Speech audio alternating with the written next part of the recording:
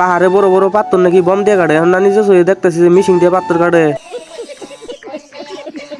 এটা বলে গুয়াহাটির সব থেকে ভ্রমন্ত মহাপাহাড়। পাহাড়টা দেখার জন্য আমার সাথেই থাকেন, তাহলে চলেন শুরু করি। আসসালামু আলাইকুম বন্ধুরা, আপনারা সবাই কেমন আছেন? আশা করি অনেক ভালো আছেন। তো এই সেই মহাপাহাড় রাস্তাটা, তো রাস্তাটা একটাবার দেখেন কত উঁচা, ঠিক আছে। তো পাহাড় কাটাই মূলত রাস্তাটা বানাইছে, পাহাড় রাস্তা আর এইরকমই থাকে। হ্যাঁ, উঠতে উঠতে আমরা কিন্তু মেলা রাস্তা উঠে ওই বিল্ডিং গুলোর থেকে আইসি, আইতে আইতে আমরা এত দূর পাইছি। আর আমরা দাঁত বার করে এই জন্য দুইজনেই কিন্তু ঘরানো হয়ে গেছি, কারো থুয়ে এমে আয় পড়ছে, ওই জন্য দৌড় মারছে। ফাইনালি পাহাড় রাস্তাটা শেষ হলে হন আমরা উইচাতায় বললাম, উইচাতায় হাইরে এই যে সামনে গেতাছি। আর মানুষে কইতেছে ভাই বান্দর আছে, কিন্তু কইলাম আমরা নিজেই এক বান্দর। তারপর আর কিছু কইলো না। পাহাড়ের উপরে উঠে দেখি যে রাস্তা আছে, রাস্তা দিয়ে দুবাই যাওয়া যায়। এক পাহাড় উঠে আইলাম আর এক পাহাড়ে এখন দুবাই যান না। ক্যামেরাটা অল্প একজনে দিয়ে হেরে আমি মজা নিতেছি। পাহাড় কাটে এই রাস্তাটা বানাইছে, রাস্তাটা কিন্তু মেলা সুলভ, ঠিক আছে। ক্যামেরার মধ্যে হয়তো তো টের পাওয়া গেছে না, কিন্তু বাস্তবে কিন্তু মেলা সুলভ দেখা যায়, ঠিক আছে। আমরা এখন যাইতেছি বড় বড় বল্ডার গার্ডেন নাকি পাহাড়, ওই যে দেখা যায় ওইগুলো হইলো বড় বড় বল্ডার। আপনারা কমেন্টে একটু জানায়েন তো পাহাড়ের মধ্যে বল্ডার গুলো আসলে মিশিং দিয়ে কাটে না বম দিয়ে ফাড়ায়, একটু আমার কমেন্টে জানায়েন তো। ভিডিওটা যদি ভালো লাগে তাহলে আমার পেজটারে ফলো দিয়ে আমার পাশে থাকবেন। আল্লাহ হাফেজ।